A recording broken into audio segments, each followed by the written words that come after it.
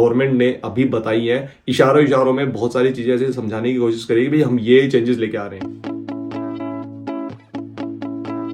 अगर आप स्टूडेंट हो या प्रोफेशनल हो तो ये वीडियो आपके लिए बहुत इंपॉर्टेंट है, आपको देखनी जरूर बनती है।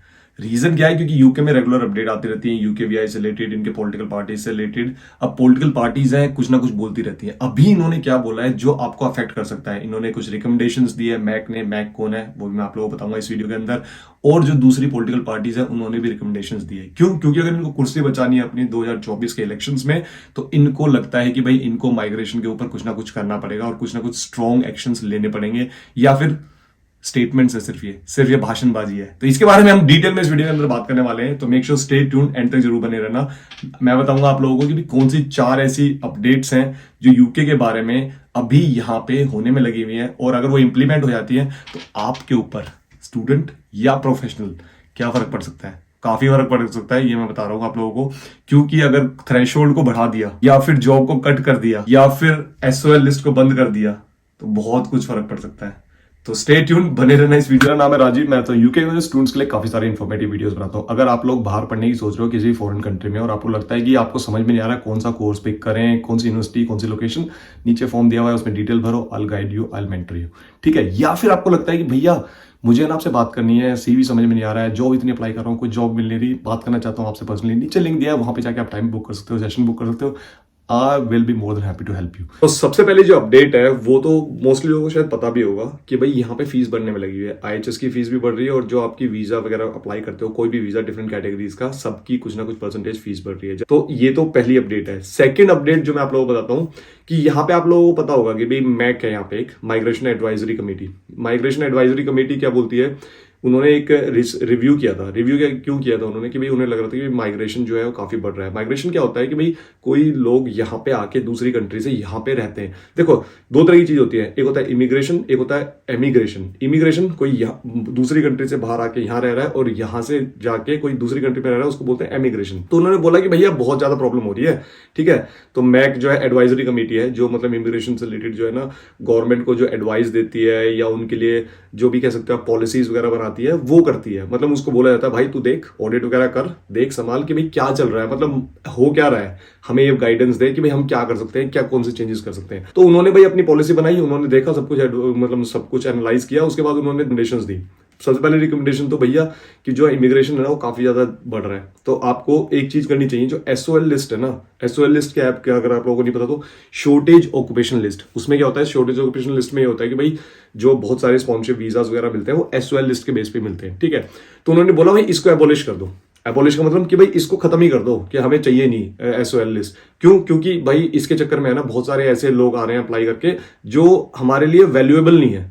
तो अब उन्होंने कहा ठीक है, अगर वो एसओएल लिस्ट को एबॉलिश कर देते हैं तो ये बहुत बड़ा गवर्नमेंट के लिए बहुत बड़ा स्टेप होगा, क्योंकि बहुत सारे टैलेंट भी आता है एसओएल लिस्ट के बेस पे।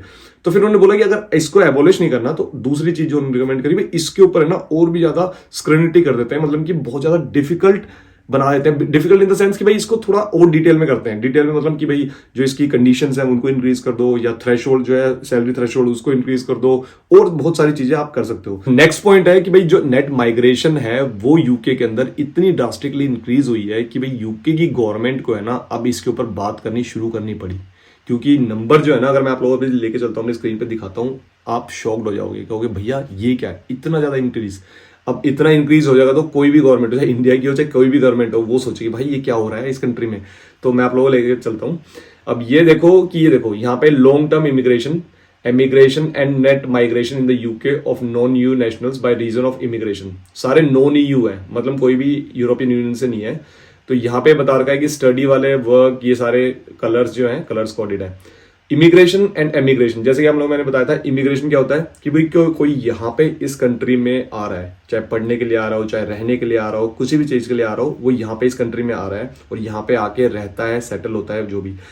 और एमिग्रेशन क्या होता है, कोई यहाँ से वहां जा रहा हो। सेटल होने का मतलब ये नहीं है कि भाई कि यहाँ पे आगे परमानेंट हुआ है। मैं ये कह रहा हूँ कि कोई भी 6 महीने से ज्यादा का वीजा लेके यहाँ पे अगर आ रहा है तो इमिग्रेशन में काउंट होता है, ठीक है। अगर 6 महीने से ज्यादा का वीजा लेके कोई यहाँ से जा रहा है किसी और कंट्री में, वो एमिग्रेशन में काउंट होता है। यहाँ से भी बहुत सारे लोग जाते हैं दूसरी कंट्री में, क्या करने के लिए, पढ़ने के लिए जाते हैं, रहने के लिए जाते हैं, ऑस्ट्रेलिया, यूरोप में बहुत सारी कंट्रीज में जाते हैं, यूएस में जाते हैं।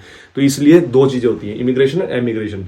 तो इमिग्रेशन ये है, आप लोगों को दिख रहा होगा तो अगर आप देखोगे स्टडी 2019 में क्या नंबर था, 20, 21, 22 और 23 में देखो, मतलब जितना इन टोटल सारा नंबर था ना जो 2019 में, वो टोटल स्टूडेंट्स का ही है। अगर 2022 में भी देखें, 2023 में भी देखो, तो जो स्टूडेंट का नंबर है वो ड्रास्टिकली इंक्रीज हुआ है यहाँ पे, अगर आप लोगों को दोनों में दिख रहा हो तो, ठीक है, यहाँ पे। और सेम अगर यहाँ पे जो काम करने के लिए आए वर्क से रिलेटेड, वो भी यहाँ पे तो थोड़ा फिर भी कम था, यहाँ पे तो बहुत तेजी से बढ़ गया। ये देखो इस तरफ तो बहुत ज्यादा बढ़ गया। और इमिग्रेशन का, ये है इमिग्रेशन का, जो यहाँ से यूके से बाहर गए हैं, तो उनका जो ग्राफ है 20 में थोड़ा सा इंक्रीज हुआ, कोविड के चक्कर में इन्हें लगा कि यार यूके संभाल नहीं पा रहा है, ठीक है, फिर कम हो गया 21 में, 22 में, फिर 2023 में फिर दोबारा बढ़ गया।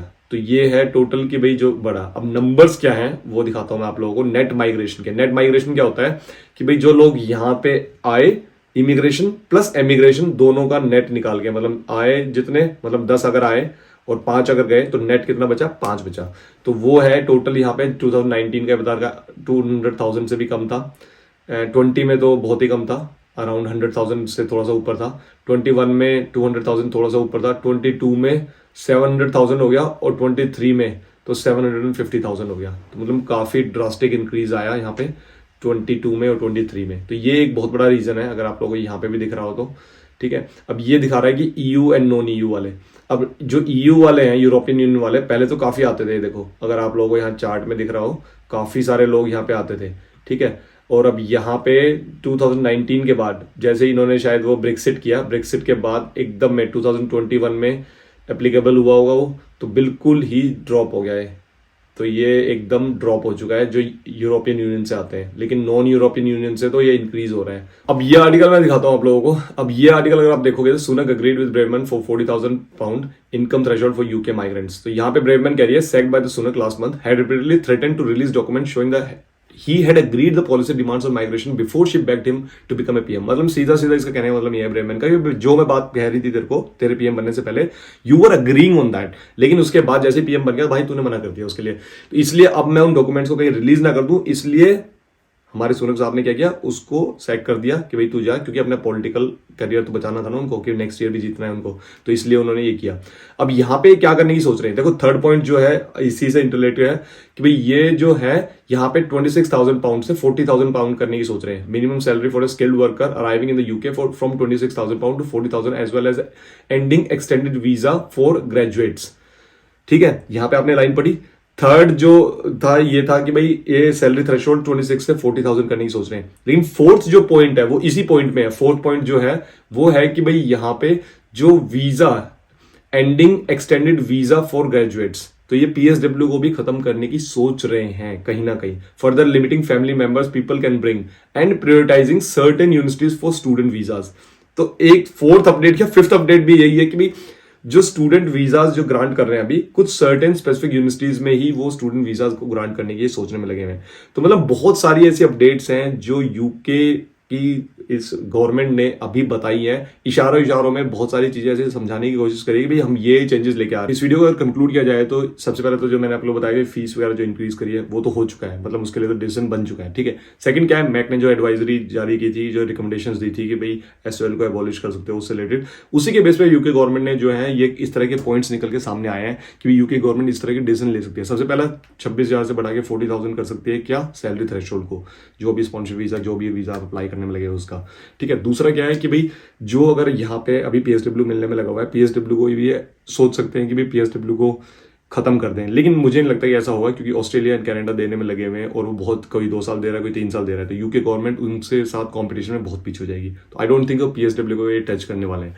थर्ड जो उसके बाद बोला इन्होंने कि भाई जो भी यहाँ पे यूनिवर्सिटीज में पढ़ने के लिए आते हैं स्टूडेंट्स, ये चाहते हैं कि रियल टैलेंट वहां से यहाँ पे आए, तो सिलेक्ट करेंगे कुछ ही यूनिवर्सिटीज जहां पे स्टूडेंट यहाँ पे पढ़ने के लिए आ सकते हैं, वहीं पे इंटरनेशनल स्टूडेंट्स आ सकते हैं, बाकी यूनिवर्सिटीज में शायद नहीं आ सकते। ऐसा कुछ करने की सोच रहे हैं। अभी तक कुछ भी फाइनलाइज नहीं है, सिर्फ और सिर्फ बातों में है, सिर्फ और सिर्फ रिकमेंडेशंस में है।